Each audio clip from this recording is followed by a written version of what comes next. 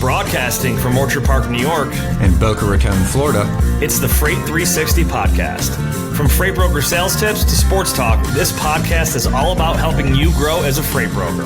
We're your hosts, Nate Cross and Benjamin Kowalski. Let's talk freight. Yeah, let's talk freight.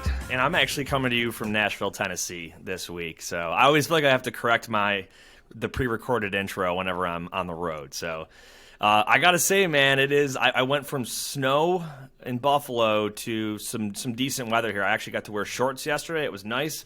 A little overcast and rainy today, but that's okay. Episode 132, we got a good one today. But first, Ben, you've got a Ukrainian flag on your shirt shaped like a sunflower. Give me the breakdown here. You know, it's funny. Have you heard anything about like why the sunflower has become representative of like the Ukrainian, I guess you'd say opposition force, however you want to define it? I have not. Enlighten me. So there was an older woman, and the Russian soldiers were coming in to where she was, right? And this woman walks over, and if you're not familiar, I mean, my wife being, from Ukraine and that whole side of the culture, they eat a lot of sunflowers. And this older woman is literally trying to jam sunflower seeds in this Russian soldier's pocket. And the Russian soldier's like, what are you doing, lady? Like, okay, trying to do what he's doing. I did see some brief reporting on that, but I didn't hear the full story. So continue. Sorry, yeah. No, yeah, exactly. So she's like, hey, put these in your pocket. Put these in your pocket. Like, it literally reminded me of like my grandmother, like my Polish grandmother going, here, put these in your pocket. Put these in your pocket. You're like, what? No. And they're just going about what they're doing. And the soldier finally stops, and he says to her, and he goes, why are you trying to stuff sunflower seeds in my pocket? And she's like, well, you're going to die on my land, and I want a beautiful sunflower to grow from that. Like, basically, wow. Like, hey, I'm going to give you this because at the end of the day, you're going to remain here. And when it's all said and done, I want a beautiful field of sunflowers to basically, grow up on my land based on, kind of what was going on. And it was like, in my mind, like the perfect intersection of kind of like, I don't know, trying to find something good in a very, very terrible situation, but it was also kind of badass. So like, I don't know, every time I see the sunflower now, like, I think it's pretty representative of a culture that didn't want it and is trying to make the best of the situation. I love the ballsy, almost passive aggressiveness of that woman. It's that's cool. That's a good story. Yeah. I like it. And that's exactly it. It's the passive aggressive kind of like, you're here, and if you're going to stay here, let's make the best of this, kind of. Well, that's an enlightening, positive spin story to hear. So, good stuff. Well, hey, welcome back, everybody. If you are brand new here, you found us at a great episode. We're going to be talking about pricing and quoting today and some of the different nuances based on what you're really trying to achieve. But first, hit that 5-star review button on iTunes or Spotify or SoundCloud or wherever you're listening to us. Leave that review. Traction has been growing. Listenership's been growing. Really good stuff. We're helping a lot of people, and we're getting a lot of good feedback. And we're going to continue to keep doing this until you either get sick of our voice or, who knows. The power goes out when we can't do it one week. But no, we love what we're doing. We're going to keep sharing the good news. Share us with your friends. Keep the audience growing, and we'll keep doing what we've been doing here. So before we get into it, how's it been going with the Guardian Angel Fund? I know we kind of introduced that last week. What's the latest? So pretty well, actually. We've donated about $5,000 in total so far. We sent another $1,000. Well, I wired another $1,000 over to Poland yesterday, and even since yesterday, we've raised another $700. And every little bit helps. It's going directly to the kids that are there. Some of the updates, one, they're trying to, they are creating a sports league so that all the children can go and participate into some, extracurricular activities. And really surprised me, they are actually putting the kids in school. They have enough Ukrainian teachers that are actually there already. So they are literally turning and creating some structure so the kids aren't just, obviously worrying about their dads. I mean, because the truth of it is, like, the vast majority. The men are staying in Ukraine to fight, and the women and children are in Poland, Romania, Bulgaria, Germany. But they're getting them into school, they're getting them into things, they're keeping them busy. So this money is going directly to support those efforts. We sent over the money that went last week went to book bags, it went to food, it went to went to medicine. I'm sorry. And some of the volunteers have driven those supplies directly into Lviv. So it was a huge help to the people in Ukraine as well as the children that are, in Poland right now. That's awesome. I'll love to hear that. So make sure to check out the episode notes or the description box on YouTube, depending on where you're checking this out today. There is a link. I think it's the top link that we've got there for the donation page. So. Yep. Love to hear it. I got not a big sports update. Man, this always happens, right? We record on a Wednesday, it releases on a Friday, and something changes in between. So the MLB lockout lifted, I think it was last Thursday, but we had already recorded Wednesday, and I was like, man, the MLB baseball is still in a lockout, but it's lifted. And they're supposed to start, I think, April 7th, a full 162-game season. And they lost about a week's worth of time, but they're going to do some rescheduling and some doubleheaders to make it happen. So glad that all worked out. It sounds like the players got what they wanted. And, I didn't watch the golf tournament this past weekend. Heard it was a good one. Nothing. There's a lot of action happening in the NFL in the offseason. People getting ready for the draft in the next month or so, and people are looking at key players and who's going to go where and all that. There's all kinds of rumors. People are talking about Christian McCaffrey maybe going to Buffalo, and Gronk possibly going to Buffalo. Man, it's all rumors. You know what I mean? But hey, some objective updates. Tom Brady came out of retirement. And less time, he unretired in less time that the MLB lockout existed. What I thought was funny, two things. Number one, all the responses to his tweet that he unretired, someone's like, did Tom's Twitter account get hacked? And then you think about the guy that bought Tom Brady's last career touchdown pass ball, and he bought it for like $500K, and now he unretires, and the value of that football probably just went down. But it kind of reminds me of when Jordan went from 23 to, was it 40? Was his second number 43 or 44? What was his? And then went back to 23? I'm the last person that'll have that answer. I have no idea. But we've seen it happen 45. with other players before. Yeah. Favre. 20, I think it was, yeah. Yeah, I couldn't tell you his number. No idea. You're talking about Michael Jordan? Yeah, I think he went 23, never retired that jersey, and then he came out with 45, then back to 23 with Charlotte when he came out of retirement for that brief period. But gotcha. Anyway, well, we'll see what happens. So Tom Brady's back. Let's give a shout out to our friends over at DAT before we get into this awesome topic today. Yeah, taking the guesswork out of freight with DAT. The DAT Load Board Network is the largest on-demand freight marketplace in North America, connecting freight brokers with available capacity on any lane. Grow your business with tools that allow you to find new business partners, and you can quickly qualify and onboard new carriers. With the industry's leading freight rate data, you can make clear and confident pricing decisions. Check out the show notes for a free month of Power, Express, or Trucker's Edge, and it's just another way that you can support your friends over here at Freight 360. That's it. All right. Pricing. So we wrote down here, quoting to win freight versus quoting to cover freight. Now, let's set the stage here, right? Two different things, but this is something that came up in coaching with, that you did, I think you said this past week, right? So kind of give me an intro. Let's set the stage for the audience here. Why are we talking about the difference between winning and covering? Yeah, so because there is a difference. Shout out. Yep, this is a shout out to Dave. He's actually the one that kind of coined this, but in our group session earlier this week, we were going through, what were the epiphanies since our last session? And he had said literally that, right? I've learned that quoting to win freight is much different than quoting to cover freight, right?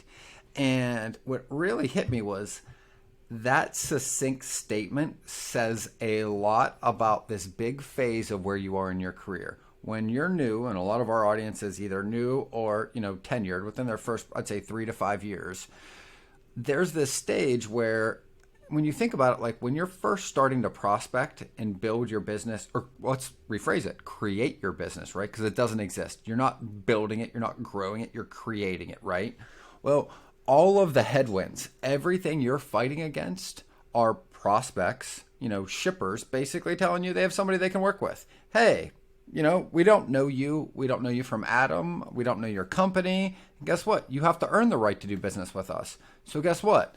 What we're going to do is pit you against everybody else that's asking for business. And at that stage where, you're in the quoting to win freight, right? You're trying to give them a low enough number that they're going to be willing enough to give you the business.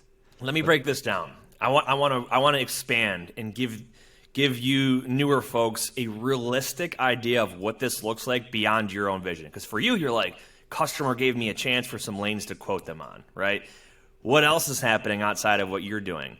There could be 5 other brokers. There could be 50 other brokers, right? No one has a truck in hand. No one's been guaranteed or given that load to actually book, right? You all are doing the same thing, and that is, I just want to be able to give the customer a rate of what I think I can do it for. But you're one of so many different people, right? That's what's happening outside of your own little operation, right? So, but again, it could be a couple other people. It could be a ton of other people. And it's funny, if you've ever seen some smart customers, they BCC who's getting that, those lanes, right? So that way, you as a broker gets the lanes that you're supposed to give pricing on, but you have no idea who else is there. Some customers that aren't so smart, they will literally list everyone in the to line or the copy line, and there might be 15 or 20 or 30 different brokers on there, and it basically tells you what your competition is and which company they're from. Yep. So, but anyway, back to what you were saying. Well, no, but going back to that, I think it's an important point because I think it's few and far between that people slow down to pay attention to what you just said, right? It's the first thing I look at. If I'm getting a load list from anybody, I'm looking to see if I can see who they sent it to, right? I want to know who my competition is because every little piece of information is extremely valuable at that stage, right? Yeah, you're right. And that if you can, like I said, some customers, they leave it wide open and you can see exactly who's there. The quantity, you could see which companies they're from, and maybe there's 4 reps at the same company, right? There might be different agents from a big company or different branches from a large company, but it really lets you know how serious are they about giving me a chance here, right? And is this really the kind of lane and load that I want to put a lot of time and effort into? So, well, and I think it's worth dispelling another notion that comes up often with the people that we work with. Everybody goes, well, I only want the kind of business I want. I mean, I can't tell you how many times I've heard that from CEOs, sales managers, managers of teams, companies. They're like, well, I don't want that kind of freight. We want the high-paying, high-mileage, low-work freight. That's what we want, right? But I think when we understand about what we're trying to get, right, and that's the objective. Everybody wants that type of business. But it's not necessarily one specific customer or another that only has that type of business. The reality is the business we all want as brokers is mixed in with a lot of business we don't necessarily want. And it's not about finding somebody that only has what we want. It's about literally building enough of a reputation and enough trust doing some of the freight we don't want to deal with so that we can earn the right to deal with the business that we do want to deal with. Yes, and let's explore that a little bit, right? Yes, it makes sense. Everyone wants the freight that they want. They want the easy stuff. It's easy to cover. It pays well. It's not it's low touch. You're not going to be just handed that on a silver platter, right? Think about any time that you've introduced something new into your life, right? You have this initial period where you're like, I'm still kind of feeling it out, and then let's say it's a product. So let's say, for example, you have an Android phone a PC laptop and like a Samsung smartwatch, and you're like, I'm going to try out an Apple product. Do you just go all in and buy a MacBook and an iPad and an iPhone? No. You might go test out one, right? And you're like, dude, I love the way this works. And then you buy another product and another product because there is trust and dependability that is displayed over a period of time from slowly doing this stuff. Now, how do you translate that back to brokerage, right? If you can do some of the things that aren't so fun in brokerage, covering those pain in the butt loads, right, or having thin margins on these issue type of lanes, well, it takes a bit of doing that before you're going to get access to a lot of that more desirable freight. And again, it's all mixed in there together, right? You might slowly get a little bit of this, a little bit of that, and the customer then realizes this is your overall value add to me as a transportation provider, right? You're not just, I can only do this and I won't touch that.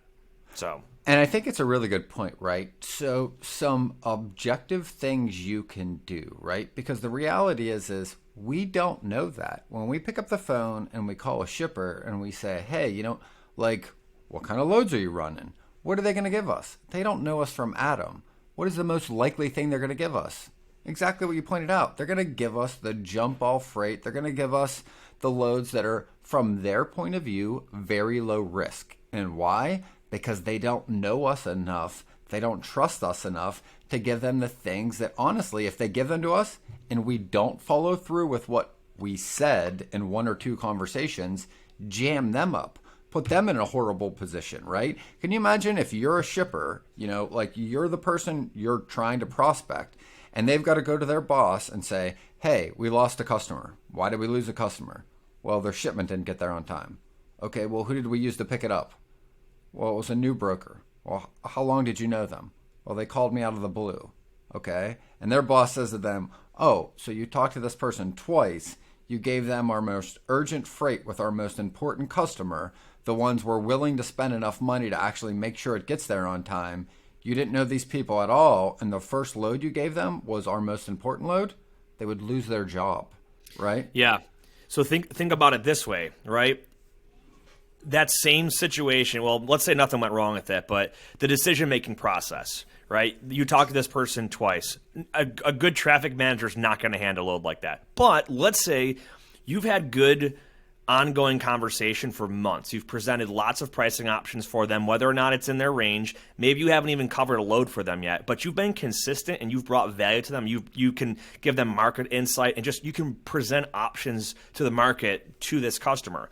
That alone is going to lead to them having more trust and faith in you on a load that has to get moved versus someone they talked to twice and it's never done anything positive for them. Absolutely, right? So, kind of tying that right back into the topic, right? The transition between quoting to win freight, which, by definition is you're competing amongst other brokers. Our goal is to move very from, price sensitive. Yeah. Very rate driven. Our goal is to go from there to a place where we're able to quote freight in a way that benefits us as a brokerage, right? And what does that mean? It means think about it. Think about the loads that you've covered in the past week. Anybody out there, right? If you have the right money in that load, you should be fielding calls and picking the carrier that is the best fit of the people calling you. That is a completely different task than you spending a lot of outbound effort calling others, calling carriers, trying to convince them to run something for something that doesn't have the right money. One fits very well into a business that everyone's trying to build, right? Where you spend the least amount of time to generate the most amount of money and the most amount of value for your customers.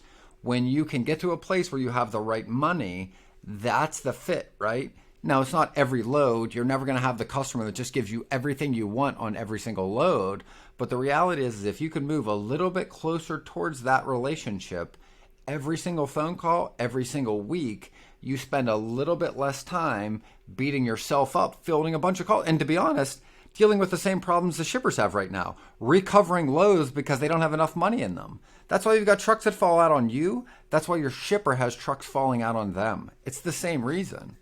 I had a situation like that at the tail end of last week. It was a power only move, and the dude, he was having a really tough time getting it covered. I'm like, throw a price tag on it. And we started with the carriers that you've talked to in the last couple of days about this load, what kind of a pricing point were they asking for? Whether or not they had a truck available, and we started at, all right, we're going to start at $1,500. And I said, and this is now, it's like Friday afternoon, and he's hoping to get it covered Friday, if not Monday morning. So I'm like, start it at $1,500. I want you to, if you don't get calls and get it covered, I want you to continue to increase that listed rate every 30 minutes until you get it covered. And he was able to wait until Monday and got it covered. It was a higher price than $1,500, but doing things like that, it's a dream, right? Because he's got the customer's flexible on the price, and he can go around and play with the market until he can bring the capacity to him with having that rate. But he's got to have flexibility with his customer to be able to do that, right? And you're not going to have that opportunity when you're brand new. Well, but you want to get to that point. Correct. And I think the path from where you start to where you're going might be, I don't know, well, for a lot of listeners out there, especially if you're building a brokerage by yourself or with one other person in your house, you don't have the context of what it looks like along the road from where we say to where we want to go, right? And what was really helpful, and we talked about this in group this week, was I literally pulled up my email and I was like, I have probably 25 shippers that still email me because I'm included in their jump ball freight list, right? Every day. I see their lists every day on the loads they want to move, but I do literally nothing with it because the ones that I do now have relationships where I'm actually brokering freight with them, I know them well enough. And because it happens over time, it's not a difference in customer necessarily that you only find the ones that are willing to do this. It's usually within their own routing guide, their amount of loads they have, right? They might have 100 loads to move, but guess what? They're probably only willing to pay a broker maybe 10% of those loads that actually have to get out the real money that it takes to move them. So let's talk action items. So what can you do with this kind of business? Because if you're brand new, you're going to deal with a lot of jump ball freight and a lot of load lists. And here's, like you already said it yourself, Ben. You don't even spend the time on that stuff. But somebody who's brand new, they don't have the other business yet to work on. So here's my action items on it, and I'm curious to hear what your feedback is. You should be spending a little bit of time to work that freight. It's going to give you experience on pricing and also building rapport with your customers on giving them feedback and what real access to the market looks like. Don't spend 8 hours a day trying to cover in price and cover this freight, though, right? Spend a little bit of it, but continue to prospect because not every customer is like that. And the more time you spend making dials, the more rocks you're overturning for opportunities with other customers that aren't necessarily going to be having you compete against 50 other people, right? If you can target those small to medium-sized companies that don't put 50 brokers on a load list, that's who you want to work with. And that's who you can build a true rapport with. And they're less price sensitive and more relationship and trust bound when it comes to choosing their partners. So my feedback and my opinion is spend some time on it, flex that muscle. It's gonna help you develop, and you might cover a couple of those, right? And that could lead to more business, but you need to continue to diversify your book and your prospecting and your pipeline. What do you think? I think you're absolutely right. It's like a two-pronged approach, right? On the first prong, it's whoever I have that is willing to talk to me. The thing that I'm going to do with somebody that is already speaking to me is try to differentiate within the freight that they need covered what is the most urgent and what isn't the most urgent. Even if it's 10 loads, the first thing I'm doing before I ever do anything, if I get an email on loads, is pick up the phone and call them and ask them, hey, looking at what you said you needed help on today, out of any of these, do any of them need to get out today? Furthermore, do any of them need to get delivered by a certain date, or you might have issues? What I'm trying to find out is, what is the stress in that company's supply chain, right? Like, where are the things that could cause issues? Those are the most likely loads where they're going to be willing to pay real margin, again, to move you from quoting to win it versus covering the freight, right? And guess what? How many of those other brokers are actually calling to have that conversation with them? Very, very little, right? Very, very little, right? If not zero. Yeah, it's taking the initiative, right? Because even if they tell you nothing, guess what you already achieved? You achieved a few percentage points that differentiate you from everybody else they're sending that email to, which already adds value, right? Now, you took initiative and showed that you cared. This is actually important to you. You're not just everyone else that's out there. And that is really like, if there's just key takeaways in building your book from the start, this is so relationship driven. It is, because at the end of the day, let's say, you and someone else come back and you have a similar price, but the person's like, well, I've been talking to this person 3 times a week. We actually have good conversations. Guess who's getting that load? You, and not the other person. It is. So, I mean, I can't stress it enough. The same thing goes, like you said, I said before, right? It's just working on some of this freight for a little bit. It's going to help you develop yourself with pricing and just the relationship building. The same concept goes with cold calling, right? The first few weeks, you're going to fumble over yourself and sound like an idiot because you haven't found your voice yet, and you haven't really found how you want to present your brokerage services to shippers, and that's okay. You're going to make mistakes and fumble for the first little bit there, right? Until you start to really, really narrow down and feel comfortable in your own body and your own skin when you're on the phone and how you're going to present yourself. So don't beat yourself up if you think you mess up. And those are huge takeaways, right? Like, one of the things that I would add to that same point is, just because you don't cover a load doesn't mean you can't add value to that relationship, right? When you call a shipper and you say, hey, look, maybe they want to be at, well, just for an example, like maybe they're stuck at $1,200, can't pay $1 more, right? If I call that same shipper and go, hey, I've got you a couple trucks, honestly, they're at like $1,450. Would that work for you? Is that not worth your time? Or is that not worth the load's value to you as an organization, right? And they say, no, honestly, I got to be at 12. Okay, what did that prove to them? It proves to them that I'm working literally for free on their business. That is that value. That's that trust, even if you don't cover a load. So there's a lot you can do even if the money isn't right to help further that relationship, right? Now, the other point, right? So one is differentiating the freight we want to work on within the list they're already giving us versus the freight that like we don't necessarily want to work on. The other one that you pointed out right before this is, why am I really doing that? I'm trying to minimize the time I'm spending on freight that is not worth my time, and spending more of my time every day incrementally trying to find a better fit for a customer. And that's almost always the trade-off. I'm always trying to minimize the time I spend with anybody I've already established a relationship, trying to further it, but minimizing the time I'm spending calling out to trucks always and trying to field in calls, minimizing the quoting to win freight part of my business, and trying to maximize the opportunities I have to find the next right customer, right? Yep. So to summarize this, right, quoting to win freight versus quoting it to cover it, what would you say the biggest difference is here? Finding the urgency. Whether it's mindset or how much time you spend on it, how would you summarize that? I'd say on the mindset piece, it's determining the urgency from the customer's point of view within every individual load. The more you can understand the context of the loads, the more you can determine whether it's worth your time to spend any time on it, honestly. I mean, if I know I've got a customer that tells me this has to go, and then I ask a few more questions and they say, if my customer doesn't get this, I might lose them as a customer. Guess what? That's the customer that's most likely to be an open checkbook load, right?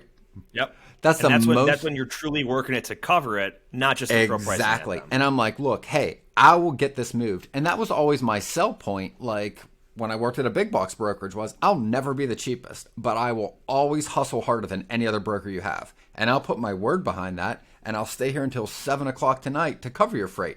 If you give me the money and the resources to get it moved, I'll get it moved. I'll find you a truck if it's 300 miles away.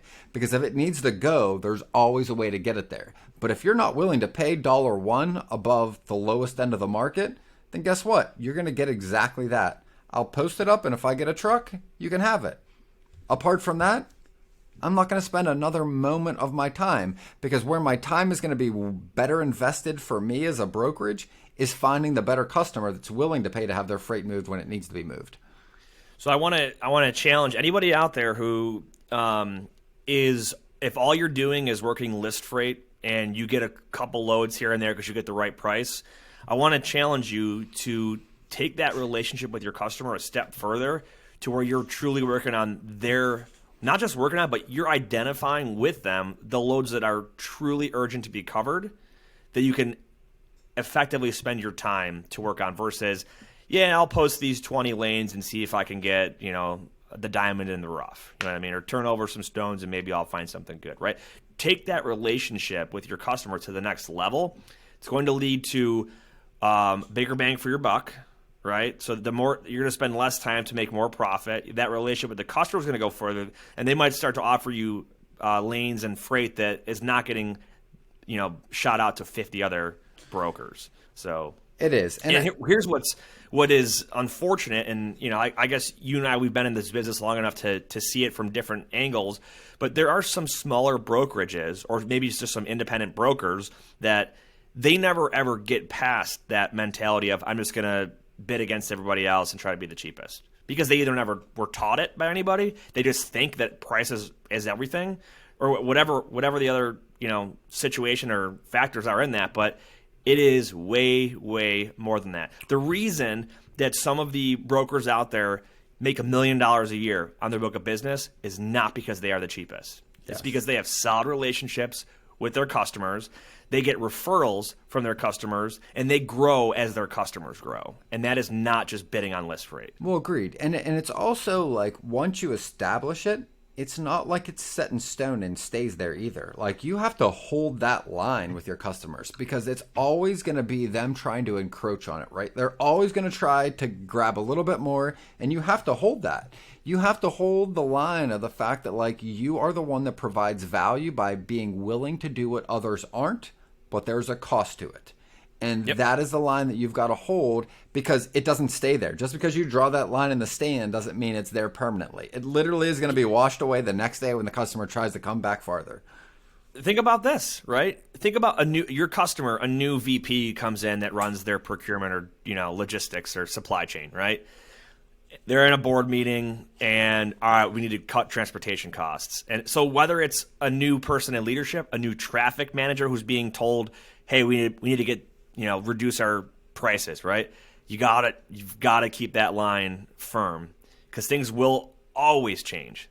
Yeah. Replacement in job, your rep gets promoted and somebody else slides in there and wants to do a better job than the previous. You know what I mean? Like, this stuff, there are so many variables. So you've got to make that consistent. And I would say, some objective, actionable things that you can do if you're out there is, you're not going to be able to do this with every relationship immediately, right? Like, the reality of what Nate and I talk about in every one of our episodes is that it's not about trying to hit a grand slam every time you're at bat. What it's about is trying to get on base incrementally, right? Every time you can put the bat on the ball, every time you can find a way to get a little bit more time back and a little bit less time wasted, eventually will get you farther than not doing this at all. It's not about big wins. It's about finding little things that give you your time back. And I'd be willing to bet that most of our people out here early on in their career are spending a ton of time fighting with carriers that keep falling out. Well, guess what that's correlated to? Exactly what we're talking about. It's correlated to the fact that you didn't have the right money. That's not necessarily your fault. It's a result of the relationship and the time you've had it. The more you can work on that, the less time you've got to spend over here recovering fallout freight because you didn't have the right money, because you're working on a load that necessarily wasn't really that much of a priority for the shipper to begin with. So what we're saying is, find the loads that are the most priority, and if that shipper says all of them aren't a priority, okay, I'm not saying you shouldn't still post up those loads and maybe get a truck to cover them occasionally, but you should be spending more time trying to find the customer that has more urgent freight that they're willing to pay for your services to execute. Yep, you're absolutely right. And hey, not everyone's going to take our advice. I know plenty of brokers who operate at single-digit margin, and they're just high volume, and that's all they do is just post, and they cover what they can, and they typically don't really grow that much. So you can. If that's who you are and that's your style, don't expect to flourish one day without taking a different approach to your operation. So I always feel like the biggest goal in any business, no matter what it is, and everyone that I've ever worked in and across every industry, is we want to be able to create the most amount of value, take the most amount of resources out of it with the least amount of time. And that really should be your focus every single day of every week. Sitting down and writing down to yourself, because it makes it real when you write it down. Just because it's in your head, write it down on a piece of paper for yourself and say, where is most of my time going? Why is my time going there? What is the cause of this? Okay, what can I do to minimize that next week? It's not going to eliminate it, but every single week, if you keep focusing on where your time is being spent the most, you have the most likelihood of getting time back. Yep, you're absolutely right. Well, good stuff. We got some listener questions here, but first I got to give a shout out to our friends over at Lean Solutions Group. As you're growing and you're looking for maybe you want to build a website out to, show some of your services. Maybe you need some back office reps to help with billing.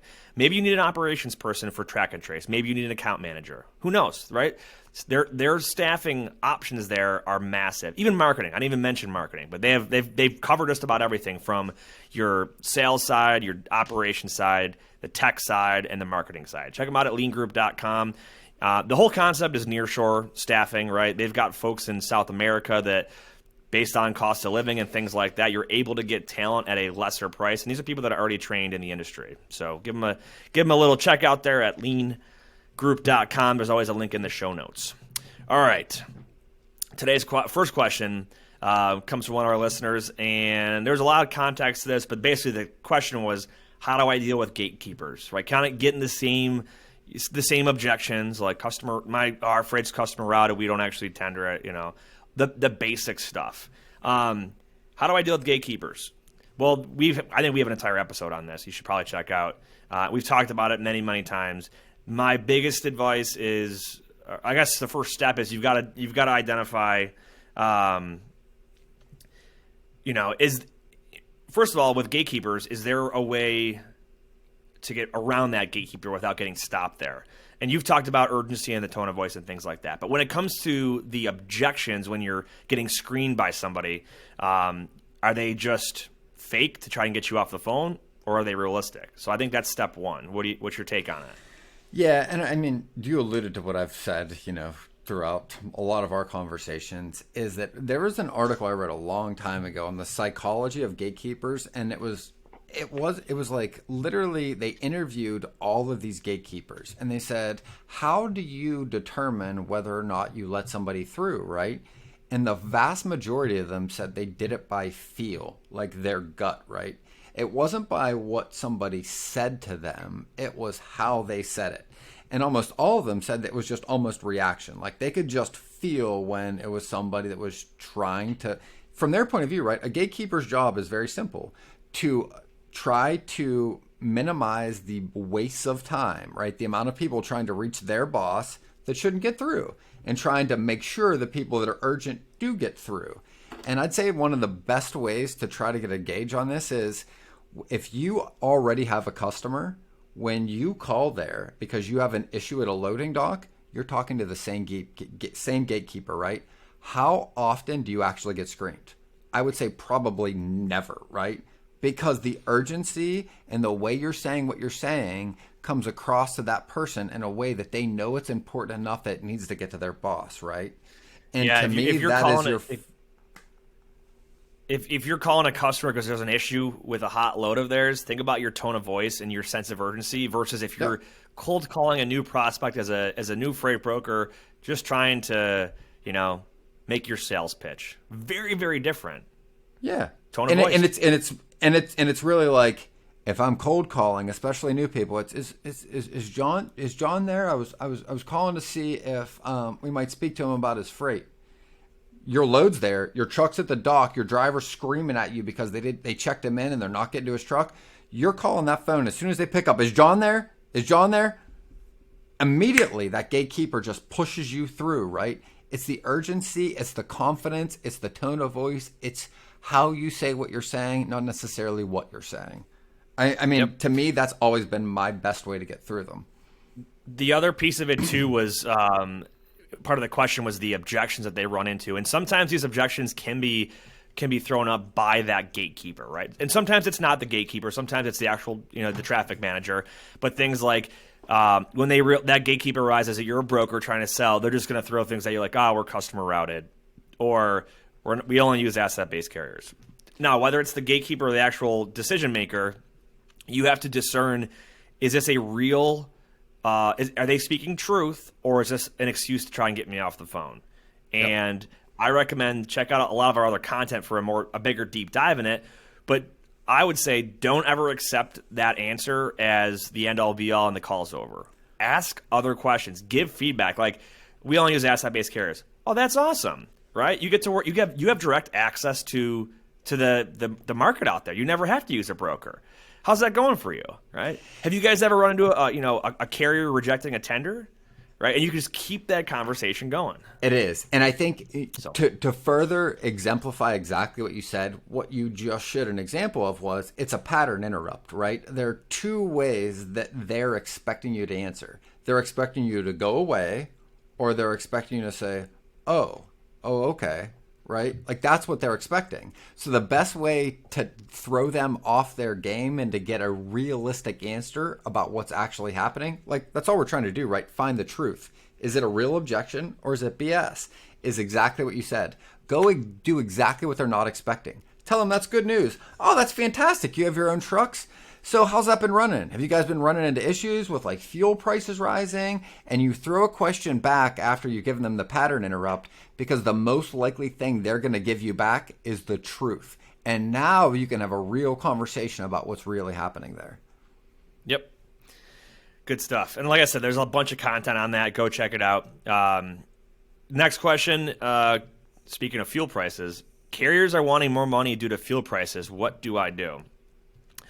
Okay, I brought this up either in the last couple of weeks that we haven't seen fuel as a leading price changer in the last couple of years, because the leading price changer has been capacity and demand, right? It hasn't been fuel, right? Prices have been up and capacity has been tight for reasons that don't include fuel right now. But now, fuel is re-entering that conversation, and I would recommend have a conversation with your customers about it now if you haven't already, that, hey, obviously, the cost of a gallon of gas has gone up. The same thing goes for diesel going into these trucks. So we can expect for things to get a little bit more expensive with prices going up.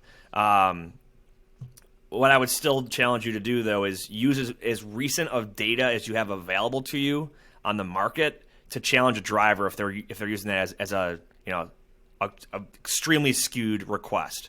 Like, you're not going to get $1,000 more in a lane because diesel went up a little bit.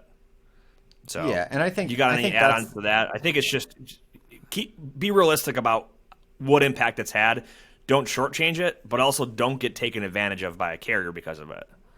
And I think that's really what it all comes down to is, one, you want to do your best to get ahead of this, and your customers are aware of this. They know this is coming, but also, let's be honest, like, drivers and carriers are going to use everything they can to their advantage to try to gain as much as they can. And they are going to try to grab as much as they can from this, right? So find a reasonable, objective metric you can use to deal with on the carrier side. But I would say start bringing this up to your shippers so it doesn't seem out of the blue where you might be running the same lane for the past year and now all of a sudden you need an extra $100 or 50, or depending on the mileage, right? Like, some percentage increase. Get ahead of it on the shipper side. Make sure you're holding the carriers as accountable as you can to an objective statistic, because, it's the same adage. Yeah. Give them an inch, they're going to take a mile. Yep. You got to think about it, right? The carrier, their objective is to get as high of a pay from you. Your customer's objective is to pay you as little as possible. And your objective is for them to do the opposite, right? You want the customer to pay the most and the carrier to get paid the least. It gives you high margin. So that's just all negotiating. So everyone's going to always try to use whatever ammo they have to achieve their objective more. Stay honest with your rates. Another good thing too is, as you're talking to carriers throughout your day or throughout your week on a certain load, make note of what someone is willing to take that load for. Right. If you keep a log of the offers that you've gotten, that data is way better of a data set than looking at a 7-day average on a rating tool, because this is a real people you're talking to this week and this. Yes, because then in a real negotiation, a carrier doesn't give a shit if I tell them that the DAT average is this. But what does work and what is effective is when I say, I covered this load yesterday for this number. Why can't you do the same? Now all of a sudden, they don't really have any leg to stand on. Yep. All right, last question about our friends over at FreightWaves. How does FreightWaves get their data for rates and tender rejections? This is actually a good question, and I don't know that we've talked about it the same way that we've explained DAT and other, like a lot of these analytics tools. They will get their data from, let's say, a load board owns a factoring company, or a load board owns a TMS, and they've got actual data that they're seeing live transactions happen, right? FreightWaves, so their pricing and analytics and macro economical logistics tool is called Sonar, and it's pretty cool. So as far as the rate part of it goes, there's a co-op of, I think it's like 25 big brokerages that have all agreed to share their data with one another with FreightWaves in order to get real market insight, not just from the other tools that are out there. So it's actual brokerages that are they're not owned by FreightWaves or anything like that, but they've all come into an agreement to share their data amongst each other. Tender rejections, I don't know for sure, but I would imagine it comes from that same group of people. So think about these massive billion-dollar plus brokerages that are out there. If they are part of this co-op that's sharing their data on pricing, they're probably also sharing their data on contract pricing that's been kicked back. I would imagine. I don't have a perfect answer on it. Do you know anything outside of what I just gave? I don't. Nothing more than what you did, but I think what's helpful is to just reiterate what tender rejections mean. And that really just means like fallout percentage. How many times they actually sent a tender out, expected a truck to pick up that load, and then got the load back. So that's what that number tracks. And I think it is very important for the entire industry. In fact, it's one of my favorite metrics because that tells you what's going on behind the scenes at your shippers. If there's a 30% tender rejection, that means 1 out of 3 loads that they are booking is coming back that they need to rebook, right? And that's fundamentally the problem we solve as a broker. The higher the tender rejection rate is, the better opportunity you have in the spot market as a freight broker. Yep. Because these are contract, like let's say a very large asset-based trucking company is who is contracted and is sending those back. Or it could be a big brokerage that was awarded it during a bid, right? Whether it's a broker or carrier, they were contracted or awarded these lanes through a bid process of some sort, and they kicked it back because they couldn't do it for the rate that they were contracted for, which then that'll spill it down into the spot market. It's funny. I want to say what the normal rejection rate is, but what is normal, right? Because the last 2 years have skewed a lot of data, but like you go back a couple of years ago, 10% was not. I would say that was pretty normal. It wasn't wild. When you're seeing 2, 3, if not 4x that in some situations, that tells you how crazy and how rapidly the market has shifted, causing people to send their those tenders back. Yeah, it also tells you the friction. And that's why you've seen the shift to more smaller bids, not a full year, maybe by quarter or maybe for the next 4 to 6 weeks, because it's the market won't shift as fast or as much in a month and a half as it will in 12 months. Yeah, right. And that's really just the friction, right, on the shipper side. If they are sending things out that are coming back that they need to recover, right, like that's the friction within their supply chain. That's what we ease as a freight brokerage. And how we ease it is by helping them understand that they should pay more for their most urgent loads while they can hold the rest of them at the lower end of the market when they can, right? Our job is to help them save money on the things they should be saving money on and help encouraging them to pay for the things that they should be paying for. Yep. That's it. Great episode. Keep sending us your questions, everybody. We get the newsletter out every week, and we've been getting a lot of questions in, a lot of people signing up for the newsletter.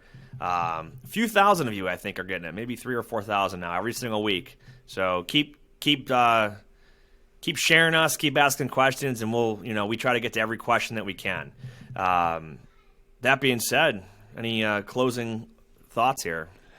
The one quote I wrote down this week that I thought was pretty good, and it just Are we changing? Are we switching up our sign off? I'm not going to switch up the sign off, but I was going to give a final thought, and I really thought this was. I can't even remember where I put it. What do you got? But it was, you can't be good at something unless you're willing to be shitty at it at first. And I was like, and I can't even remember where I heard it, but I keep like a running note tab of anything I hear that's like worth writing down. And that was the one I picked up over the past week. And I'm like, that's pretty apropos. Like, that's everything in life. If you're not willing to fail at it, you're not going to be good at it. And that holds true with everything we do in life, right? Let me add to that. For everyone out there looking for the perfect script, or they want to go out there and buy that shipper list, right? You're trying to take a shortcut. Mm-hmm. You're trying to take a shortcut and just get to success overnight. I'm telling you, mess up, fumble on the phone, sound like an idiot, find the wrong ways to find shippers before you find the good right way to do it. That is how you truly learn. And dude, that quote you just gave resonates so well because everyone wants the shortcut, man. They want the shipper list I can call. They want the perfect script. Hey, we can talk about, your sales pitch all day long, but we're going to tell you more so about how your personality should be and the kind of things you should be doing that are not the exact words to say, because those those don't always matter as much as how you approach it and how your personality is. It really reminded me when you just said that. There's that Thomas Edison quote, like when somebody asked him how he invented the light bulb. He said, "I didn't invent the light bulb. I found 9,999 ways not to light up a light bulb, and then eventually I found one that worked." Right? Like, because that's how we create things. That's how we learn as human beings. Right? There is no shortcut. There is no silver bullet. There is no perfect line that will, get every customer to start sending you business without you having to work for it. Think about this, right? You can ask a successful broker, like, hey, how'd you get your first customer? And their response could be, well, I got my first customer, but I also, failed to close the 1,500 before. So that's what it comes down. What did you say you figured out yours was? How many calls you made, or how many companies you contacted before you had like the exact number? Yeah, it was like 2,200, was the amount of phone calls I made before I flipped the first customer. But the first real customer, right? Like I had a couple that gave me some loads and I moved here and there, but my first real customer was also worth $10,000 a week in GP within 3 weeks of me having them. But again, like had to earn it, had to, whatever. What's the other saying? Kiss a lot of frogs to find the one that like made sense, was actually the right fit. We need to have a special segment on the show that's just you reading off quotes. I love it. Good stuff. All right. Well, what do you got for us? Whether you believe you can or believe you can't, you're right. And until next time, getting ready for the draft. Go Bills. That wraps up this episode of Freight 360. Check out the show notes for links to anything that we've referenced on this episode. And make sure to visit us online at freight360.net to see our entire library of episodes, videos, blogs, and more. And make sure to check us out on Facebook and subscribe to our YouTube channel for daily and weekly tips and content. And if you'd like your question answered on the show, fill out the Contact Us form on our site, and we'll see you next week.